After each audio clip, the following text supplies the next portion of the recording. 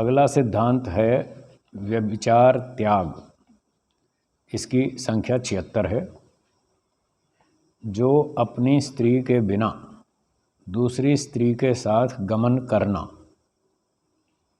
और अपनी स्त्री को भी ऋतुकाल के बिना वीर्यदान देना तथा अपनी स्त्री के साथ भी वीर्य का अत्यंत नाश करना और युवावस्था के बिना विवाह करना है, यह व्यभिचार कहलाता है। उसको छोड़ देने का नाम व्यभिचार त्याग है। तो ये व्यभिचार की 3-4 परिभाषाएं बताई हैं। एक तो अपनी स्त्री को छोड़ के गृहस्थी लोग या कोई भी लोग, अगर तो गृहस्थी है तो अपनी स्त्री को छोड़ के दूसरी स्त्री के साथ गलत व्यवहार करना,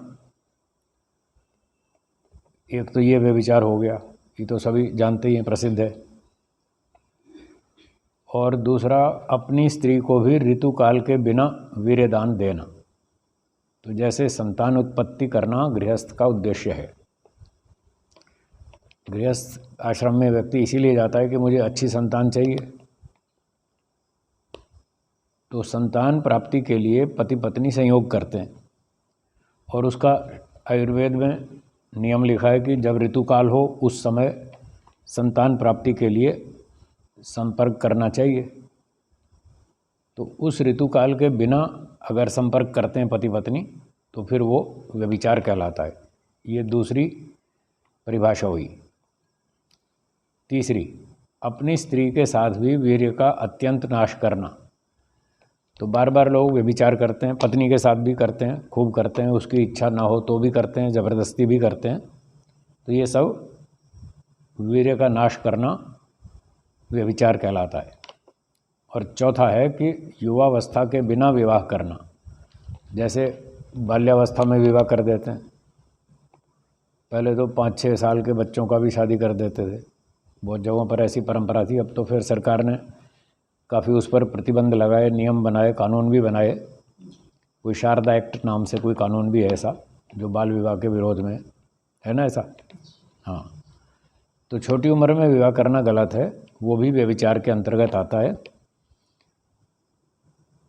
इसलिए ये 4 तरह का जो व्यभिचार कहलाता है, इसको छोड़ देने का नाम व्यभिचार त्याग है।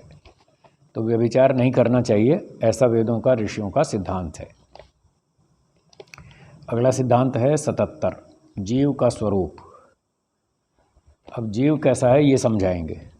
जो चेतन, अल्पज्ञ, इच्छा, द्वेष, प्रयत्न, सुख दुख और ज्ञान गुण वाला तथा नित्य है, वह जीव कहलाता है। तो 2-3 शब्द हैं प्रचलित। एक है जीव, दूसरा है आत्मा, तीसरा है जीवात्मा। इन तीनों शब्दों का एक ही अर्थ है। जीव कहिए, आत्मा कहिए, जीवात्मा कहिए, एक ही बात है। तो यहाँ जीव के नाम से उसका स्वरूप बता रहे हैं कि जीवात्मा कैसा है। तो पहली बात है कि वो चेतन है।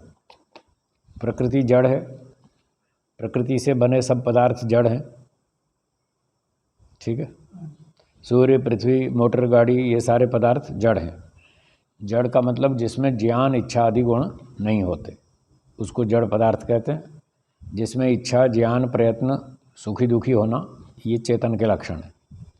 तो आत्मा या जीव चेतन है, इसलिए इसमें बहुत सारे गुण हैं इस प्रकार के जो आगे बताए हैं। तो ये जड़ वस्तु नहीं है, चेतन है।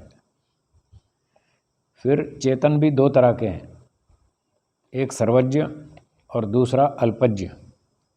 ईश्वर भी चेतन है, वो सर्वज्ञ है, उसमें ज्ञान है और भी बहुत सारे गुण हैं। तो चेतन जीव भी है, चेतन ईश्वर भी है, दोनों चेतन है। तो ऐसी कुछ कुछ समानता के कारण लोगों को भ्रम हो जाता है कि ये दोनों एक ही है। इसलिए लोगों ने भ्रांति में पढ़कर ऐसे नियम बना दिए, सिद्धांत बना दिए कि जीव तो ईश्वर का अंश है। लोगों ने पूछा अंश कैसे? बोले वो भी चेतन है, वो भी चेतन है, ईश्वर भी चेतन है, आत्मा भी चेतन है। और ईश्वर अनादि है, आत्मा भी अनादि है।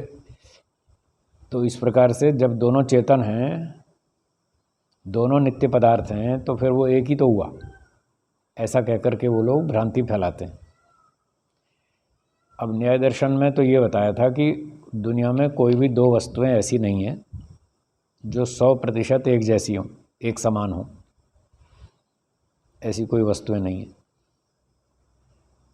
जो मूल परमाणु हैं वो तो हैं, जैसे सत्व के परमाणु हैं वो सारे एक जैसे हैं, रजोगुण के हैं वो एक जैसे हैं, तमोगुण के हैं वो एक जैसे हैं, और जो जीवात्मा है वो मूल स्वरूप से तो एक जैसा है, लेकिन कुछ अन्य कारणों से उनमें अंतर भी है।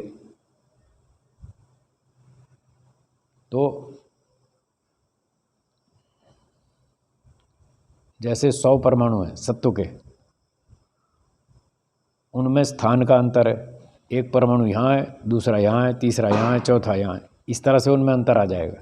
गुणकर्म तो एक जैसे हैं उनके, लेकिन फिर भी स्थान आदि के कारण, दिशा के कारण, कोई आगे है, कोई पीछे है, कोई यहाँ है, कोई वहाँ है, कोई निकट है, कोई दूर है, इस तरह से उनमें भेद आएगा। मूल स्वरूप उनका एक सा है, पर फिर भी कुछ तो अंतर है ना। अच्छा, फिर हम मान लो सारे सत्व को, सबके गुण एक जैसे हैं, तो हम उनको एक कैटेगरी मान लेते हैं। अब रजोगुण दूसरा परमाणु है दूसरे प्रकार का, उसकी एक अलग कैटेगरी मान लेते हैं। तमोगुण तीसरी है, उसकी कैटेगरी अलग मान लेते हैं। तो उन तीनों में अंतर हो जाएगा। तो सत्व और रज वो आपस में 100% एक जैसे नहीं है। दो सत्व एक जैसे हो सकते हैं, पर सत्व और रज एक जैसे नहीं हो सकते। जब दो सत्व एक जैसे हैं तो हमने उनको एक नाम दे दिया, सत्व। ये भी सत्व गुण है, ये भी सत्व गुण है, तो एक नाम इसीलिए दिया क्योंकि उनमें समानता है। लेकिन सत्व और रज दोनों को एक नहीं कह सकते, क्योंकि उनमें भिन्नता है। तो जहाँ पर भिन्नता होती है वहाँ कुछ समानता भी होती है, कुछ भिन्नता भी होती है। जैसे वैशेषिक दर्शन में हमने पढ़ा था साधर्म्य और वैधर्म्य। दो चीज़ों में, गाय और घोड़े में, कुछ साधर्म्य है, कुछ वैधर्म्य है। जब साधर्म्य को देखते हैं तो ये भ्रांति होती है ये दोनों एक ही है, एक ही वस्तु है। जब वैधर्म्य को देखते हैं तो भ्रांति दूर हो जाती है कि ये दोनों एक नहीं है, अलग अलग हैं। जैसे गाय के भी 4 पैर हैं, घोड़े के उसके भी 4 हैं, तो 4 पैर तो गाय भी घोड़े भी दोनों के एक जैसे हैं। लेकिन पाँव में फर्क भी तो है ना। घोड़े का जो खुर है वो एक खुर है पूरा, बीच में कटा हुआ नहीं है, और गाय का जो पाँव का खुर है वो बीच में कटा हुआ है, 2 भाग हैं उसके। ये अंतर आ गया, इसको वैधर्म्य कहते हैं। तो जैसे ही वैधर्म्य को देखेंगे तो वो पहले वाली भ्रांति दूर हो जाएगी कि गाय और घोड़ा एक हैं, ऐसा नहीं है, दोनों अलग अलग हैं, दोनों के खुर में अंतर है। फिर गाय के सींग हैं, घोड़े के सींग नहीं है, ये भिन्नता आ गई। तो हमें पता चल गया गाय अलग चीज़ है, घोड़ा अलग चीज़ है। भले ही 4 पाँव होने के कारण दोनों पशु कहलाते हैं, पशु वर्ग में तो दोनों हैं, ये समानता है, 4 पाँव की समानता है, 4 संख्या की, लेकिन बनावट में अंतर है। इस तरह से जब अंतर आएगा तो भिन्नता हो जाएगी और वो भ्रांति नहीं रहेगी कि दोनों एक ही चीज़ है। अब यही बात जीव और ईश्वर पे लागू होती है। जीव और ईश्वर 2 पदार्थ हैं, तो इनमें कुछ तो समानता है और कुछ अंतर भी है। जब लोग केवल समानता को देखेंगे तो भ्रांति में पड़ेंगे। जीव नित्य है, ईश्वर भी नित्य है, तो उनको लगेगा दोनों एक ही चीज़ है। जीव चेतन है, ईश्वर भी चेतन है, उनको लगेगा कि दोनों एक चीज़ है। परंतु जब अंतर को देखेंगे, विचार करेंगे, समझेंगे तो पता चल जाएगा दोनों अलग अलग हैं।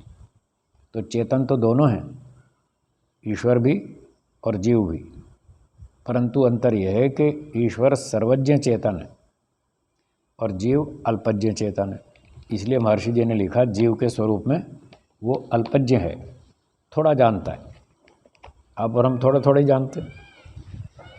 एक वैज्ञानिक से पूछा हमने कि आप बहुत बड़े वैज्ञानिक हैं और गुजरात यूनिवर्सिटी के हेड हैं वो, फिज़िक्स डिपार्टमेंट के एचओडी थे और बड़े बड़े वैज्ञानिकों के साथ उन्होंने काम किया। भाभा, डॉक्टर भाभा के साथ भी काम किया एटॉमिक रिसर्च में। और अपने पुराने राष्ट्रपति जी अब्दुल कलाम साहब, उनके साथ भी उन्होंने काम किया।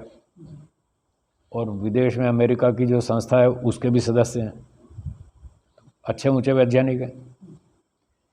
हमने पूछा, डॉक्टर साहब आप पूरी फिज़िक्स जानते हैं? बोले नहीं नहीं मैं तो थोड़ा सा जानता हूँ। इतने बड़े वैज्ञानिक हैं, वो कहे नहीं नहीं मैं तो बहुत थोड़ा सा जानता हूँ, जितना समुद्र में एक बूंद होती है मैं तो उतना जानता हूँ, ऐसा बताया। तो कितना जानेगा आदमी? थोड़ा ही जानेगा। एक सब्जेक्ट को भी वो पूरा नहीं जानता। तो यहाँ तो सैकड़ों सब्जेक्ट्स हैं, सैकड़ों विषय हैं। गणित है, विज्ञान है, भूगोल है, खगोल है, फिर खाना पकाना है, खेती करना है, सड़क बनाना, बिजली बनाना, डैम बनाना, कंप्यूटर बनाना, विमान बनाना, सैकड़ों विद्याएं, कहाँ तक कोई सीखेगा। तो इसलिए आत्मा क्योंकि बहुत थोड़ा ही जान पाता है, इस अभिप्राय से उसको अल्पज्ञ कहते हैं। ईश्वर सर्वज्ञ है, वो सब जानता है। दुनिया भर की जितनी विद्याएं हैं वो ईश्वर सब जानता है। और सारी विद्याएं ईश्वर से ही हमको प्राप्त होती हैं। सृष्टि के आरंभ में ईश्वर ने 4 वेदों का ज्ञान दिया और उन 4 वेदों में ये सारी विद्याएं बता रखी। जो पढ़ेगा उसको पता चलेगा कि हाँ कौन कौन सी विद्या है। तो इस प्रकार से ईश्वर तो सर्वज्ञ है, चेतन है, पर जीवात्मा चेतन होते हुए भी अल्पज्ञ है, बहुत थोड़ा सा जानता है और उसमें भी जगह जगह गलतियां करता है।